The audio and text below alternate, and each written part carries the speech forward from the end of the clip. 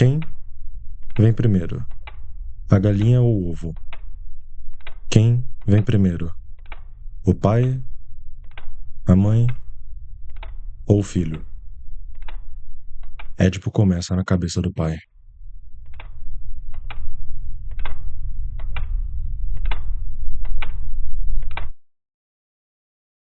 Édipo nada seria sem as suas identificações.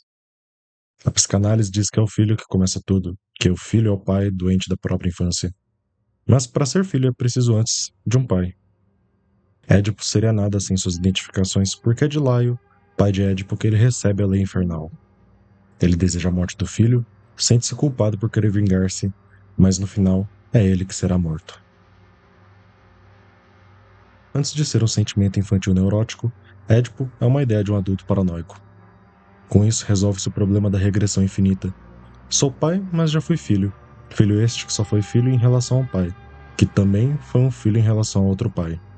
A regressão infinita nos força a pressupor um primado relativo hipotético do pai, que nos leva a um infinito quebrado. Quebrado, pois somos obrigados a supor, novamente, a existência de um pai absolutamente primeiro. É claro, esse ponto de vista da regressão só poderia ser fruto de uma abstração, mas o que significa dizer que o pai é anterior ao filho?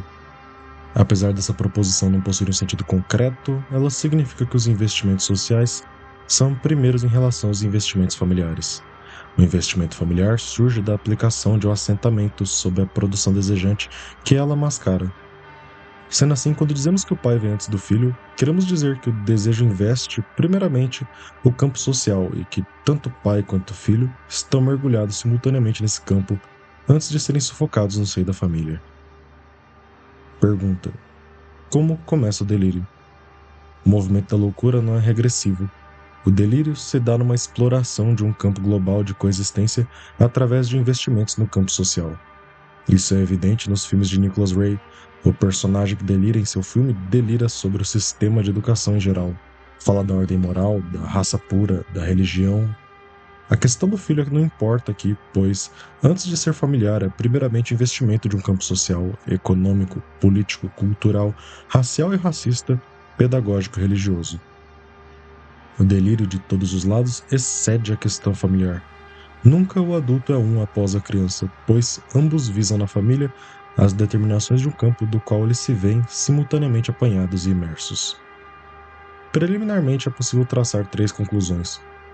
De um ponto de vista hipotético, na regressão, o pai é primeiro em relação ao filho. Mas 2, de um ponto de vista absoluto, a regressão é inadequada, pois encerra-se no problema da reprodução. É preciso, 3, manter um ponto de vista da comunidade, isto é, o ponto de vista disjuntivo. Vamos por partes. O pai paranoico edipeniza o filho. A culpabilidade é uma ideia projetada do pai. É algo exterior antes de ser algo oriundo do interior do filho. É isso que faz a psicanálise dizer que as coisas começam com o filho, que leva ao abandono da teoria da sedução em Freud, de que as paixões reais dos pais são meras fantasias infantis. Nesse sentido, a regressão é inadequada em termos absolutos, pois encerra-se na reprodução. Ela ainda não alcançou a categoria produtiva, a autoprodução do inconsciente quanto sujeito. Em sua limitação teórica, ela é humana, demasiado humana. Só o ponto de vista do ciclo, que é categórico e absoluto, é adequado. O ciclo atinge a produção como sujeito da reprodução, isto é, atinge o próprio processo de autoprodução do inconsciente. Temos aqui uma inversão. A sexualidade não mais deve ser subordinada à geração, mas justamente o contrário. É a geração que responde à sexualidade enquanto movimento cíclico da produção e reprodução do inconsciente sujeito. A questão de quem vem primeiro só é adequada dentro dos termos do familismo. Se o pai é primeiro em relação ao filho, isso só é o caso, pois há um primado do investimento social em relação ao investimento familiar. Ambos estão imersos no campo social enquanto subconjunto. A família não é determinante, mas determinada. Primeiro como estímulo de partida, depois como conjunto de chegada, e finalmente como intermediário da comunicação. O delírio é a matriz de todo investimento social inconsciente. Há 2 tipos de investimento social, o segregativo e o nomádico, o paranoico fascistizante e o esquizo revolucionário. Um investe a soberania central, que contra-investe a periferia, desinvestindo o desejo livre. O outro segue as linhas de fuga, passa o muro e faz passar os fluxos, cujas máquinas e grupos investem nas periferias, funcionando como o inverso do outro. O inconsciente oscila, e é muito possível a coexistência desses dois polos. Uma revolução pode recair no arcaísmo, e no seio do arcaísmo pode surgir o impulso revolucionário. Em contraste às pessoas de bem que negam a fuga e privilegiam as reformas, o revolucionário sabe que a fuga é revolucionária. Pode ser que se fuja, mas ao longo de minha fuga eu busco uma arma. A diferença de natureza entre o nomadismo e a segregação espelha a diferença entre esquizofrenia e paranoia, e tal distinção pressupõe dois fatores. A definição do processo esquizofrênico quanto abertura, em contraste com o acidente e desmoronamento do esquizofrênico quanto entidade clínica, e B, pela separação da paranoia e esquizofrenia de qualquer pseudoetiologia familiar. Tanto paranoia quanto esquizofrenia incidem diretamente no campo social. São os nomes da história ao invés do nome do pai. Édipo nasce de um assentamento sobre imagens personalizadas, que são determinadas por um certo investimento social paranoico. Em um sentido, Édipo é uma dependência da paranoia. O investimento esquizofrênico incide sobre outra coisa senão a família. Ele parte de um campo social que não se fecha sobre si mesmo. Temos uma família matriz para objetos parciais despersonalizados, mergulhados em um cosmo histórico, um caos histórico. É a fenda matricial contra a castração paranoica, a linha de fuga contra a linha azul da descendência paranoica. Questão: por que os investimentos sociais inconscientes seguem a rúbrica da paranoia da esquizofrenia? Não estaríamos assim pressupondo delírio no começo de todo o processo? Tudo se passa no corpo sem órgãos e ele tem duas faces. Uma delas, a paranoia, maquina massas, investe tudo sobre os grandes números. É possível estender o paralelo à física. A diferença entre o molar e o molecular reporta-se a diferença entre a macrofísica e a microfísica. O paranoico escolheu a macrofísica na medida em que volta sua atenção aos grandes números e para os fenômenos de multidão. O molecular, por outro lado, embrenha-se na singularidade, na relação, numa ligação à distância entre ordens diferentes. O esquizo vai na direção da microfísica, da ciência das moléculas que já não obedecem mais às leis estatísticas. Ela é ciência das ondas e corpúsculos, privilégio do fluxo e do objeto parcial, da linha de fuga infinitesimal, ao invés dos grandes conjuntos. No fundo, a diferença entre molar e molecular, entre o esquizo e o paranoico, recai sobre o tipo de inconsciente em jogo. É uma questão de microinconsciente. Os arranjos, conexões e interações do microinconsciente são todos originais, no sentido que, por só operar com objetos parciais e fluxos, ele desconhece as pessoas globais, a forma da pessoa individualizada. O indivíduo como conhecemos remete à lei da distribuição estatística do macroinconsciente. É nesse sentido que Freud foi neodarwinista ao afirmar que no inconsciente tudo era problema de populações. É a partir dessas populações que funda-se uma distinção. A diferença se dá nos dois tipos de população que são investidos, ou os grandes conjuntos, ou as micromultiplicidades. Em ambos os casos, o investimento é coletivo, pois incide sobre um campo coletivo. Todo investimento é coletivo, na medida que todo fantasma é fantasma de grupo. Mas se esse é o caso, onde está a diferença? A distinção radical está no objeto incidido. Enquanto um recai sobre as estruturas molares, que subordinam as moléculas ao si, o outro é investimento de multiplicidades moleculares que se subordinam nos fenômenos estruturais de multidão. No fundo, a diferença fundamental se dá no fato de que um é investimento de grupo sujeitado e o outro é investimento de grupo sujeito. Os investimentos sociais se fazem nos sócios enquanto corpo pleno. O paranoico e o esquizofrênico não operam sobre os sócios, mas sim sobre o corpo sem órgãos em estado puro. O paranoico, no sentido clínico, faz surgir o nascimento imaginário do fenômeno de massas, não em um nível social, mas sim microscópico do corpo sem órgãos. O corpo sem órgãos é um ovo cósmico, molécula gigante com seus vermes, bacilos, figuras liliputianas, animáculos e homúnculos, habitado por máquinas, minúsculos cordéis, dentes, unhas, alavancas, roldanas, etc. O corpo sem órgãos possui duas faces, uma microscópica e outra submicroscópica, uma em que os fenômenos de massa e investimento paranoico ocorrem, a outra em que temos os fenômenos moleculares e de investimento esquizofrênico. O corpo sem órgãos é dobrado, e é nessa fronteira que temos a divisão entre o molar e o molecular, a paranoia e a esquizofrenia no corpo sem órgãos. Mas se esse é o caso, que os investimentos paranoicos e esquizofrênicos são a base dos investimentos, é o caso então que o investimento social é secundário em relação a eles? Mas não estaremos apenas substituindo Édipo por um grande pai esquizofrênico primitivo, orquestrando tudo? Não, pois há uma inversão. O corpo sem órgãos não está na origem dos sócios, mas é seu limite. O corpo sem órgãos é a tangente de desterritorialização que assombra os sócios. Há uma distinção entre o corpo pleno vestido, os sócios, o corpo do déspota, o capital-dinheiro, a terra, e o corpo pleno nu, que é o corpo sem órgãos. Mas se esse é o caso, por que reportar os investimentos às categorias clínicas de paranoia e esquizofrenia?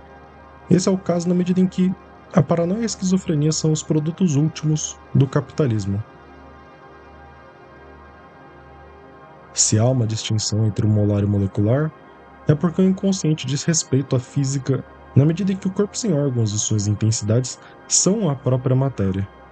Não há diferença entre uma psicologia individual e uma outra psicologia coletiva. A única distinção possível é entre o involuntário das máquinas sociais e técnicas e o inconsciente das máquinas desejantes.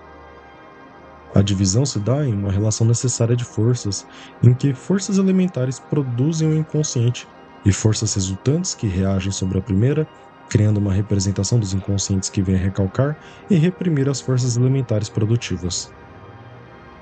Mas não é estranho falarmos de máquinas, principalmente em relação ao desejo e sua autoprodução? Uma máquina é aquilo que funciona segundo ligações prévias de sua estrutura e ordem da posição de suas peças, que não pode pôr a se funcionar, muito menos se formar, nem se produzir por conta própria. A máquina pressupõe um autor que arquitete suas peças. É exatamente essa questão que anima a polêmica entre o vitalismo e o mecanicismo. A máquina funciona por analogia para explicar o organismo, porém não consegue lidar com sua parte reprodutiva e formativa. O mecanicismo abstrai da máquina uma unidade estrutural, a qual irá explicar o organismo, e o vitalismo, por outro lado, invoca uma unidade individual e específica do ser vivo, que é a suposta pela máquina em sua persistência orgânica. Mas há um limite para essas duas visões. A máquina e o desejo permanecem em uma relação extrínseca.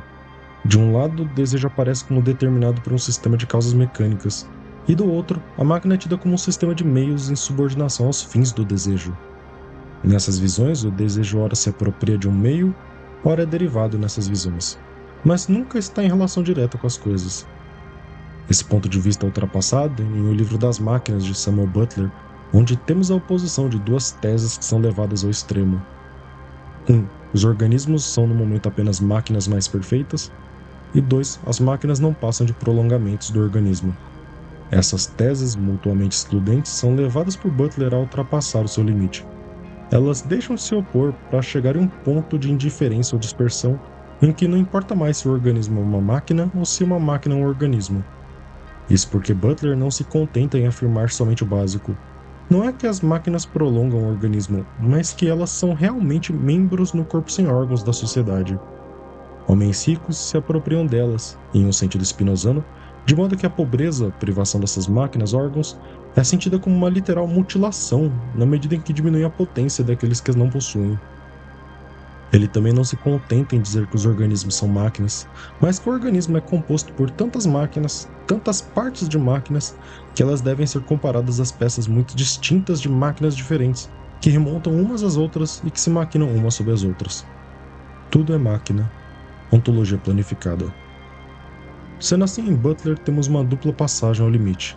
Ele rompe a tese vitalista ao pôr em questão a unidade específica, o pessoal do organismo, e rompe ainda mais a tese mecanicista ao pôr em questão a unidade estrutural da máquina.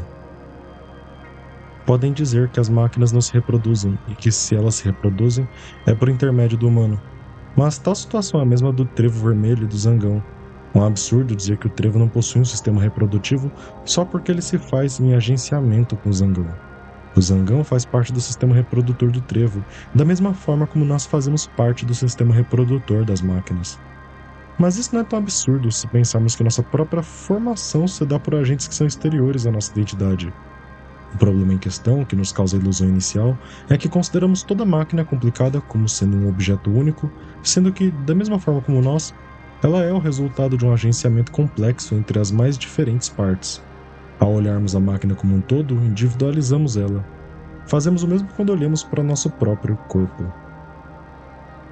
Do ponto da dispersão, não há diferença entre dizer que as máquinas são órgãos e que os órgãos são máquinas. O essencial está na passagem. Quando se desfaz a unidade estrutural da máquina e se depõe a unidade pessoal específica do ser vivo, criamos assim as condições de possibilidade para falarmos sobre máquinas desejantes. A máquina passa ao coração do desejo e o desejo passa a ser maquinado. Isso tem como implicação o desejo deixar de ser reportado ao sujeito, fazendo com que a máquina venha reportar ao desejo. O sujeito torna-se residual, estando ao lado da máquina, como um parasita das máquinas. Ou seja, a verdadeira diferença não é entre uma máquina e o ser vivo, entre o vitalismo e o mecanicismo. Isso só é o caso, essa falsa dicotomia só se põe a nós em vista de uma imposição da molaridade.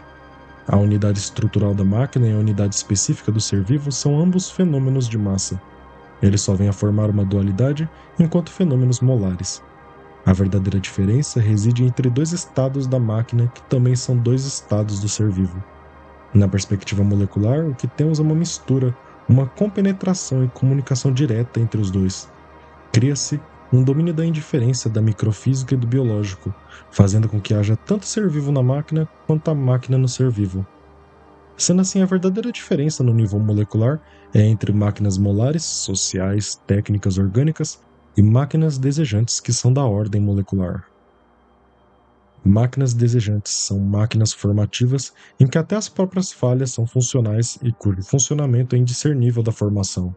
São máquinas que se confundem com sua própria montagem, que operam por ligações não localizáveis e por localizações dispersas, fazendo intervir processos de temporalização, formações em fragmentos e peças destacadas, com mais-valia de código e em que o próprio todo é produzido ao lado das partes, como uma parte, a parte, ou segundo Butler, num outro departamento que o assenta nas outras partes.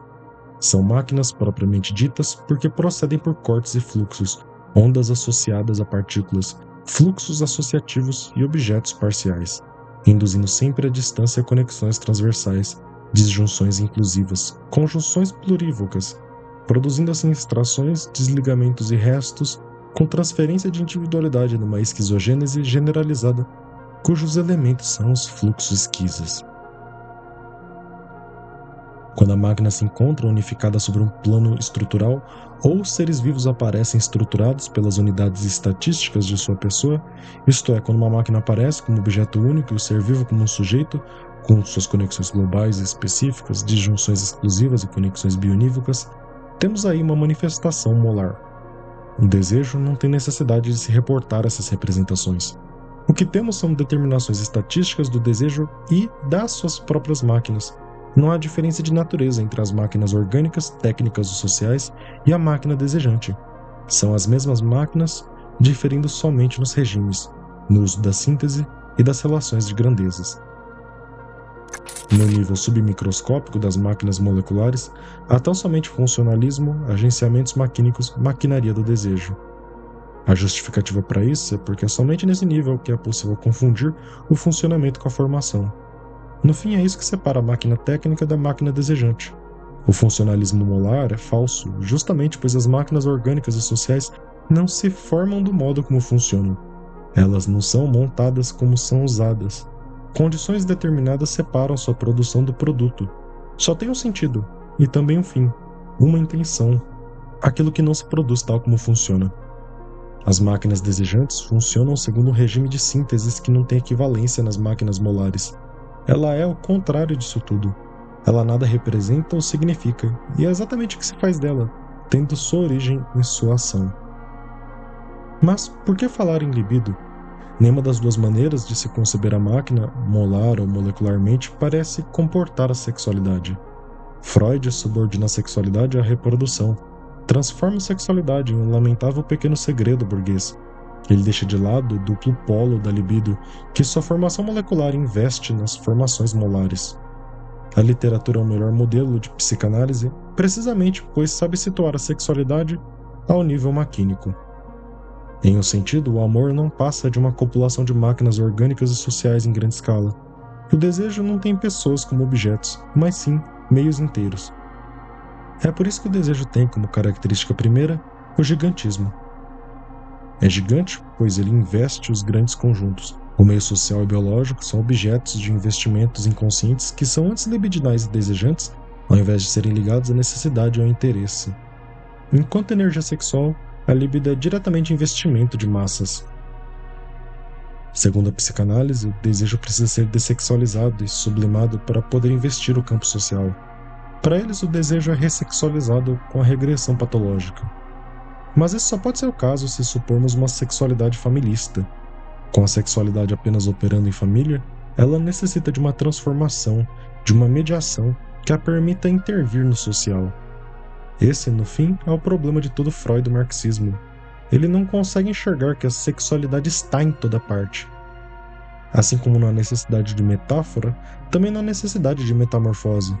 A libido investe diretamente no social, tanto que não é mentira que Hitler dava tesão aos fascistas, que Bolsonaro dá tesão aos conservadores.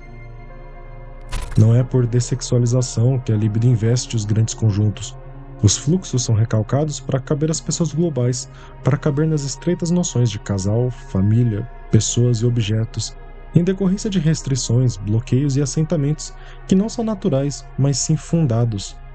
Tanto que só é possível termos consciência da libido a partir do momento em que ela se relaciona a um corpo, isto é, a uma pessoa que é tida como objeto de desejo. Mas tal escolha nunca é gratuita. A escolha do desejo é um reflexo da conjunção de fluxos de vida e sociedade que esse corpo intercepta. Ou seja, estamos todos mergulhados em um campo social e histórico que nos ultrapassa de todos os lados. As pessoas traduzem os investimentos inconscientes na medida em que são tomadas pelo inconsciente como uma intervenção nos pontos de conexão, disjunção e conjunção. O amor pode estar a serviço de diferentes senhores. Um amor de piano é diferente de um amor revolucionário ou repressivo. É sempre com mundos que fazemos amor. Isso não significa a banal interpretação de que cada pessoa é um mundo. É preciso tomar essa afirmação em sua maior radicalidade. Se cada pessoa é um mundo, é porque, não sendo idêntica a si, ela só o é sendo aquilo que ela não é. Ou seja, ela é tudo menos ela mesma. O eu é um outro. Não há interior, mas apenas pura exterioridade. Há sempre algo de estatístico em nossos amores, porquanto que ele é a mobilização de grandes conjuntos. Freud não consegue entender isso, pois ele está preso a uma representação antropomórfica do sexo. A representação antropomórfica distribui o sexo em um binarismo. É o homem ou a mulher, o homem em seu negativo. A castração é o fundamento da representação antropomórfica do sexo, cujo ápice culmina na ideologia da falta. Ideologia esta que fundamenta a própria ideia da representação antropomórfica. Mas há uma outra distinção em jogo aqui. A verdadeira diferença não está entre dois sexos humanos, mas sim entre um sexo humano e um sexo não humano. De um lado, temos a sexualidade enquanto investimento dos grandes conjuntos molares. Do outro, temos o jogo dos elementos moleculares, que em determinadas condições, vêm a determinar os conjuntos molares. O gigantismo pressupõe um nanismo do desejo, que vem a determiná-lo. A sexualidade, em um sentido, é a mesma coisa que as máquinas desejantes enquanto estas estão presentes e atuantes nas máquinas sociais. O inconsciente molecular ignora a castração, uma vez que nada falta aos objetos parciais. Há toda uma transexualidade microscópica que subverte a ordem estatística dos sexos. O desejo é da ordem da produção. Toda produção é uma produção desejante social.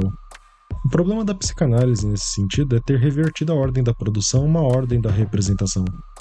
Tal inversão não é um feito da audácia da psicanálise, mas, pelo contrário, um sinal de sua falência. O inconsciente psicanalítico não produz, ele somente acredita.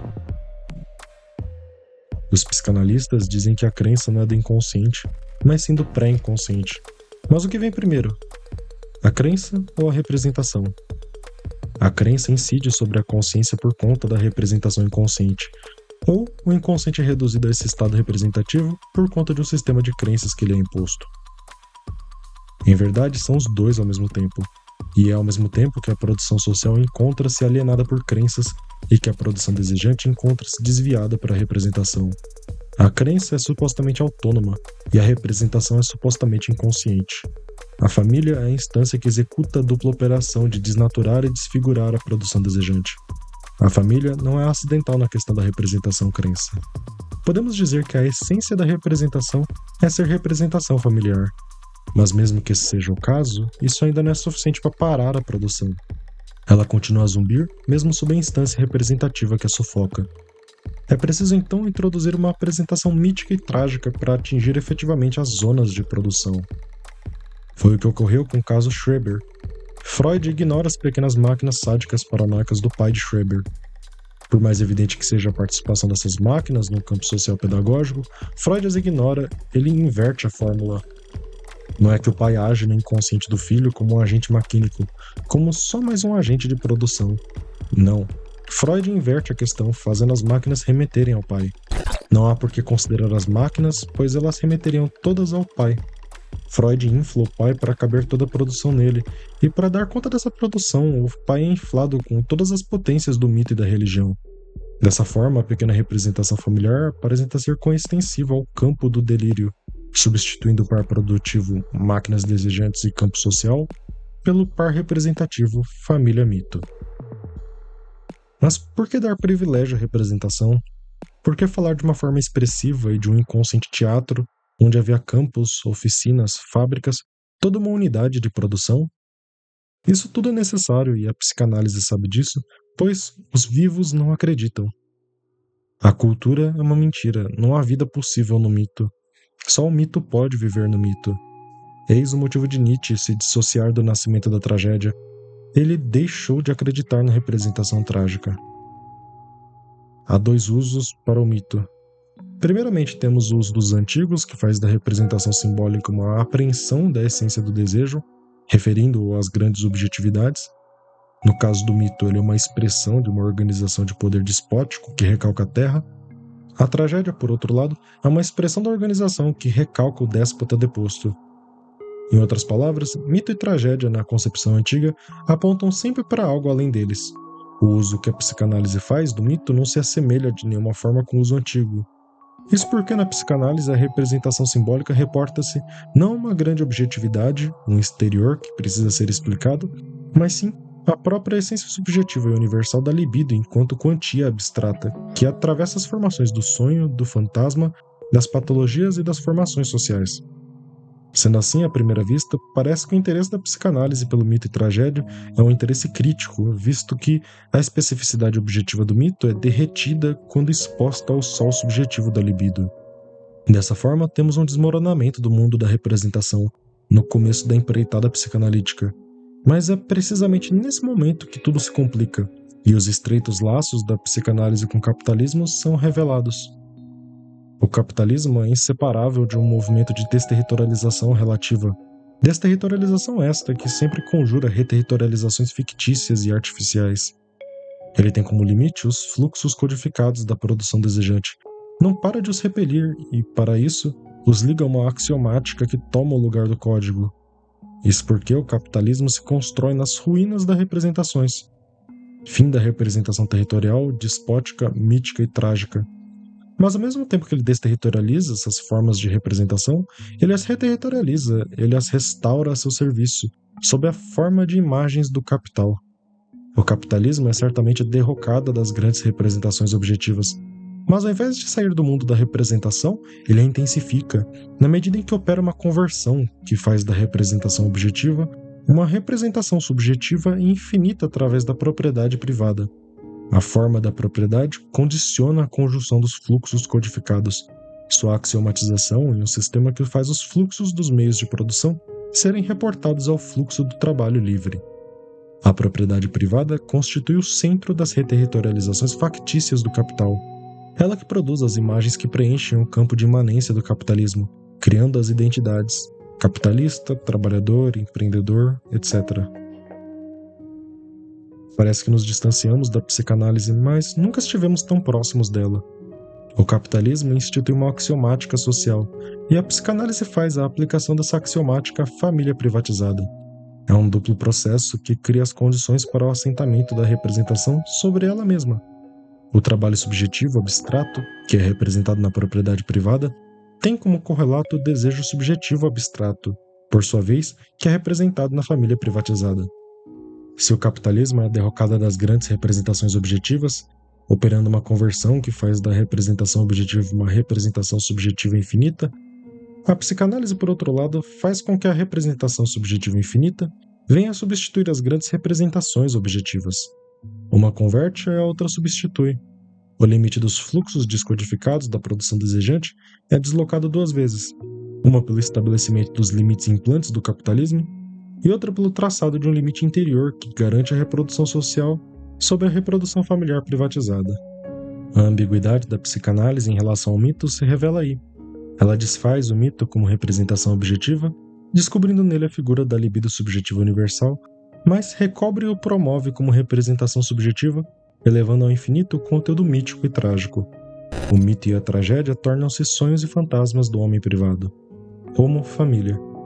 O sonho e o fantasma são a propriedade privada do mito e da tragédia. O elemento objetivo do mito é tornado a dimensão inconsciente da representação subjetiva.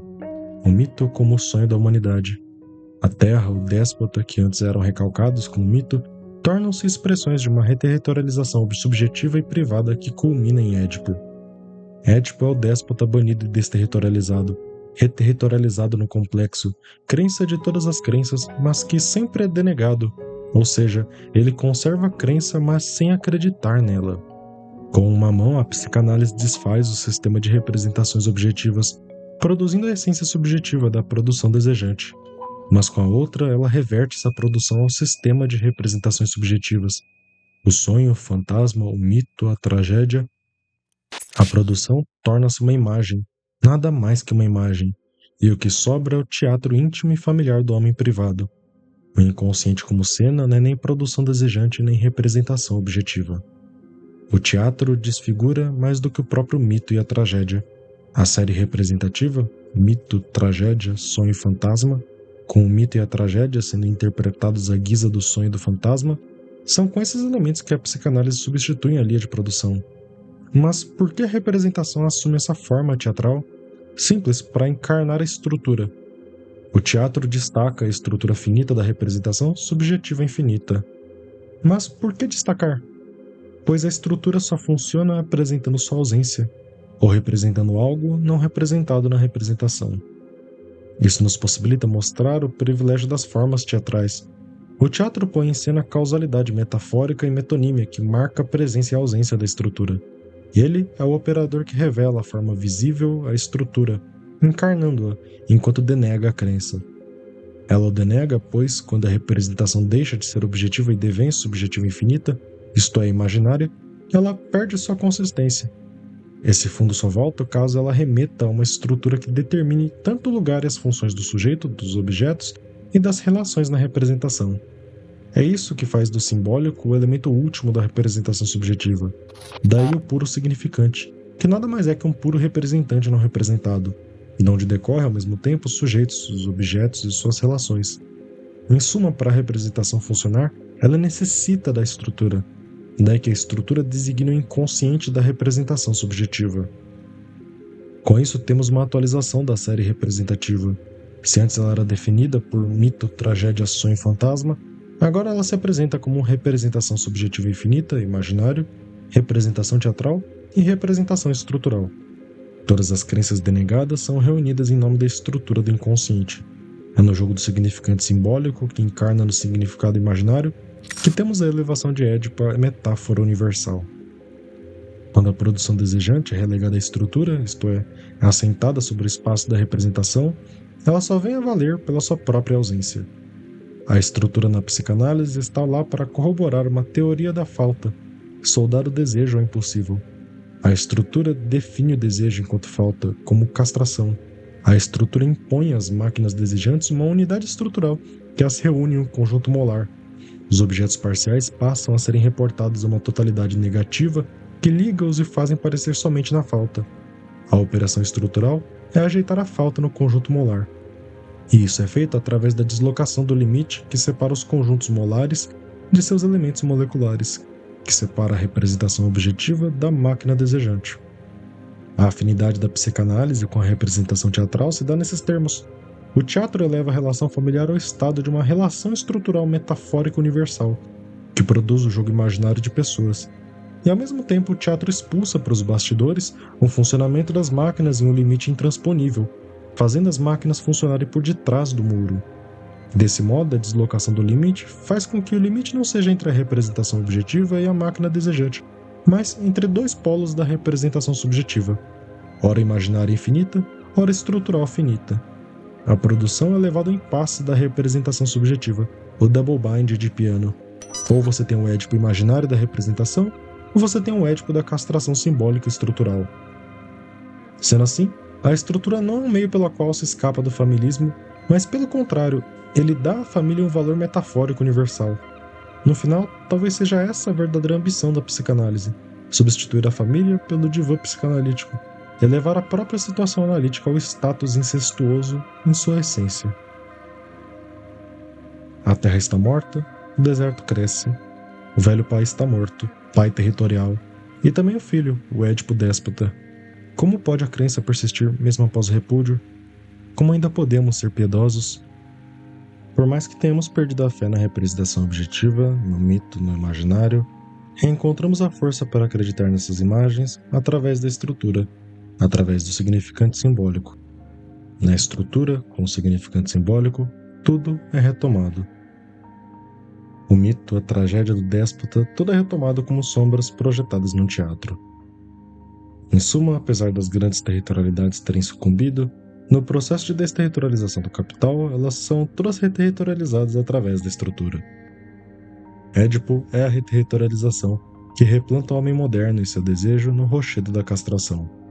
Talvez a virtude da estrutura seja realmente essa: funcionar mesmo ninguém acreditando nela.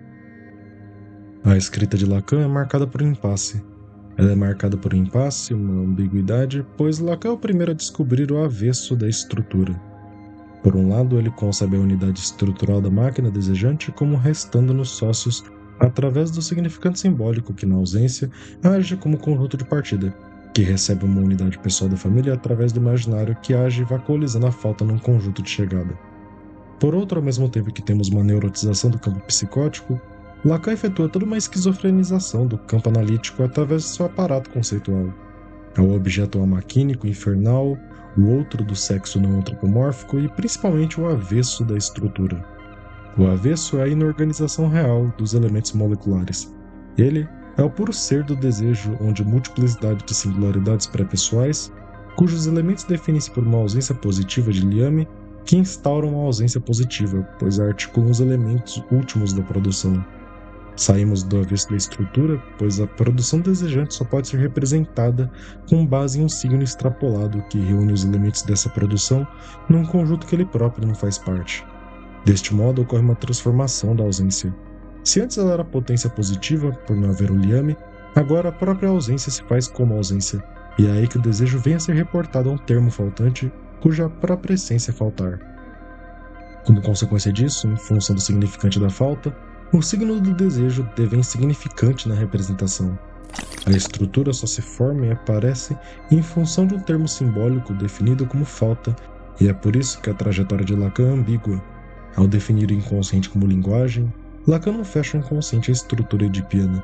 Ele, pelo contrário, mostra que Édipo é imaginário. Sua imagem é somente produzida por uma estrutura edipianizante, que é o resultado da reprodução do elemento da castração, que em última instância é simbólico, ou seja, pertence à produção social.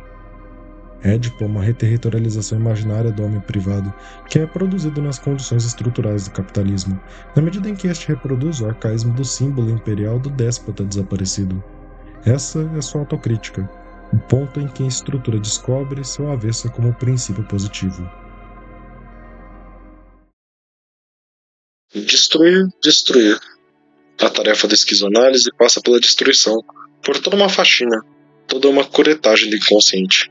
Destruir Édipo, a ilusão do eu, o fantoche do superego, a culpabilidade, a lei, a castração.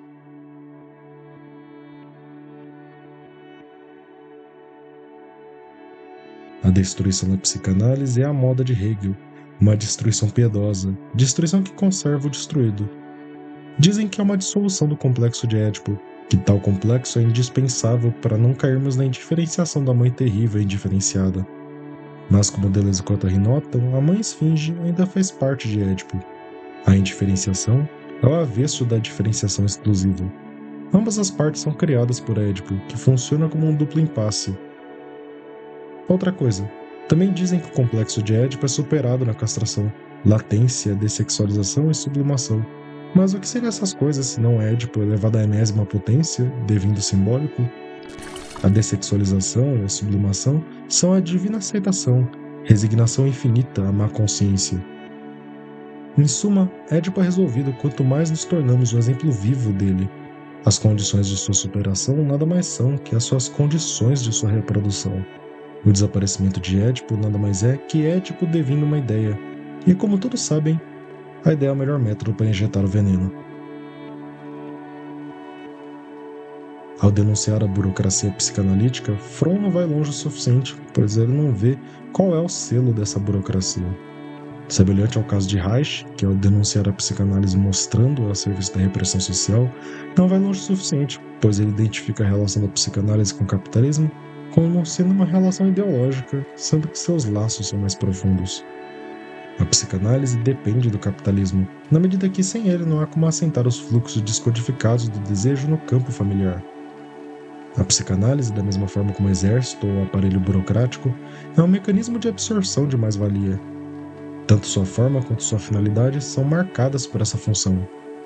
Sendo assim, não é que o autismo e o perverso escapam da análise, é precisamente o contrário. A psicanálise é uma gigantesca perversão que instaura um corte com a realidade. A psicanálise é o autismo próprio e a perversão intrínseca da máquina do capital. Ela é autista na medida que não confronta-se mais com realidade alguma. Ela é a prova de sua própria realidade, não havendo mais a necessidade de reportar-se a um fora. A realidade devém faltosa, e o exterior e interior, o conjunto de partida e chegada, são indexados à situação analítica que devém sem referência além de si mesma. Por meio da falta, ela torna-se causa própria de si mesma. A verdadeira função da psicanálise, nesse sentido, é fazer com que as crenças sobrevivam mesmo depois de repudiadas. Há dois processos de captura em jogo aqui. A produção social repressiva é substituída por crenças, e a produção desejante recalcada é substituída por representações. O que importa tirar daqui é que não é a psicanálise que nos faz acreditar em Édipo. Édipo e a castração são frutos da repressão social.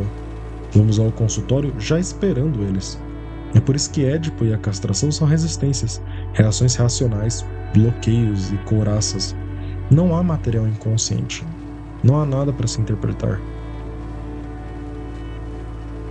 Mas se esse é o caso, o que há no inconsciente?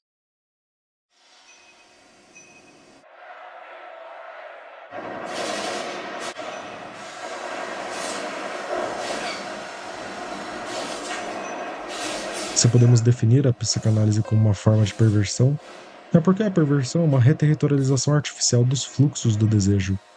Porém, ela não se limita somente a reterritorializações artificiais, mas sim a todo tipo de reterritorialização. Tanto o Édipo quanto a psicanálise são abarcados nessa nova definição. Sendo assim, há um novo polo de delírio em jogo. Se antes havíamos uma divisão entre linha de fuga molecular esquizofrênica de um lado e investimento molar paranoico de outro, agora essa divisão é entrecortada por mais uma dualidade.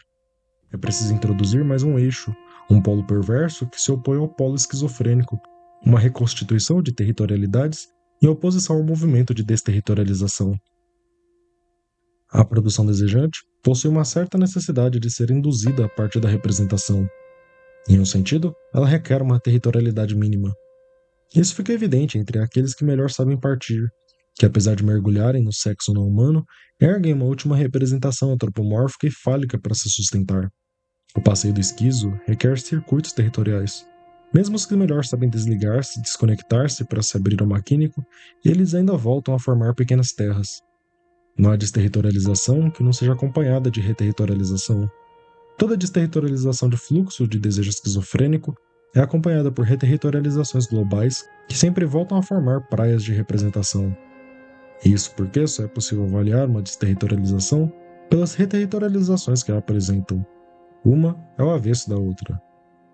Esse é o erro da psicanálise, deixar de lado o fato de que ao mesmo tempo que há reterritorialização de pessoas, há também desterritorialização sobre a máquina.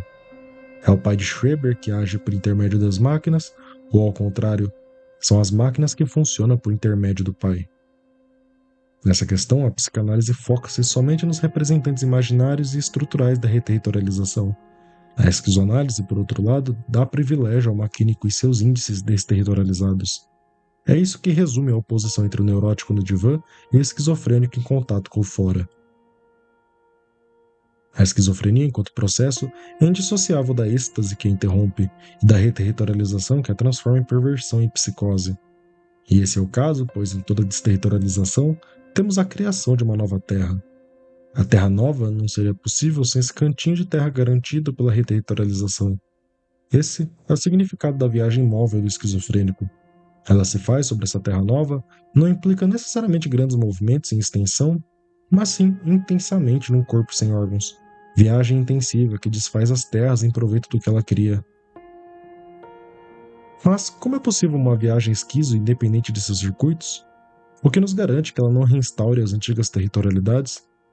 A retomada e a interrupção do processo estão tão misturadas que só é possível avaliar um em relação ao outro. E isso nos remete de volta à questão do que sofre o esquizo. Ele sofre do próprio processo ou de suas interrupções? Talvez haja só uma doença, a neurose, podridão edipiana, que remete a todas as interrupções patogênicas do processo. Jaori diagnosticou bem a questão. Como evitar que as instituições voltem a formar uma estrutura asilar, que não constituam sociedades artificiais perversas e reformistas, pseudo-famílias residuais? Isso vai do hospital diurno, noturno, clube de doentes, hospitalização em domicílio, instituição e até antipsiquiatria. Como impedir que essas formações se fechem em si mesmas e acabem por produzir grupos sujeitados? Como a instituição ou organização molar escolhida pode fugir da castração neurotizante? Isso só se resolve se houver uma politização da psiquiatria, entendida nos termos de seu próprio processo. Isso implica a identificação da relação entre a alienação mental com a alienação social como uma disjunção inclusiva. A verdadeira política da psiquiatria e da antipsiquiatria consistiria em 1. Desfazer as reterritorializações que transformam a loucura em doença mental e 2. Libertar o movimento esquizoide de sua desterritorialização que a torna um fluxo de loucura. É preciso ligar o processo esquizofrênico à esfera do trabalho, desejo, produção e conhecimento. A loucura só é vista como loucura, pois ela é reduzida e levada a representar a desterritorialização como processo universal. Quando Foucault diz que entraremos em uma era em que a loucura deixará de existir, é porque ela será assimilada à positivação. Ela deixará de ser transformada em doença mental, pois percebendo os fluxos das ciências e das artes, ela irá transpor os limites exteriores que ela representa, fazendo os fluxos fugirem do controle por todos os lados e nos arrastando no processo. O artificial das reterritorializações perversas deverá ser afirmado e dobrado. O peteleco da esquizoanálise relança o movimento e reata a tendência por meio de impulsionamento do simulacro e da artificialidade, que ao final acaba por tornar-se uma outra coisa, uma nova terra. Isso não significa a volta a uma antiga terra prometida, mas justamente seu inverso, a criação de uma terra ao longo do processo de desterritorialização. O teatro do inconsciente devém teatro da crueldade, e é somente nesse ponto que temos a convergência entre a máquina revolucionária, artística, científica e analítica, com cada máquina sendo uma peça e pedaço para outra. Mais perversão, mais artifício, até que a Terra devenha tão artificial que o movimento de desterritorialização crie necessariamente uma Terra nova. Devemos dizer, portanto, que nunca iremos suficientemente longe no sentido da desterritorialização.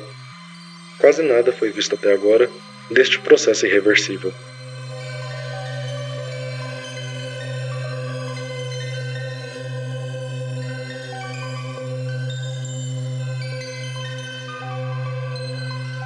Se você assistiu até o final, muito obrigado. Esse vídeo não seria possível sem um oferecimento de Egghead, Guilherme Sauresig, Toji, Duese de Olinda, Vinícius Marques Pimenta, Heitor Stargelin Araújo, Matheus Neto, Márcio Raskel. Egghead mandou: Perdeu, Playboy. Toji mandou: Nah, I will win. Você sabia que temos uma campanha de financiamento coletivo no Apoia-se? O Agenciamento Coletivo Esquizofia é um fundo de financiamento contínuo cujo dinheiro é utilizado para a melhoria das qualidades dos vídeos e para pagar as minhas despesas. Doando qualquer quantia, seu nome aparece no final do vídeo e acima de R$3 eu leio sua mensagem. É isso, se gostou do vídeo, deixa um like, compartilhe, comente. Realmente, muito obrigado.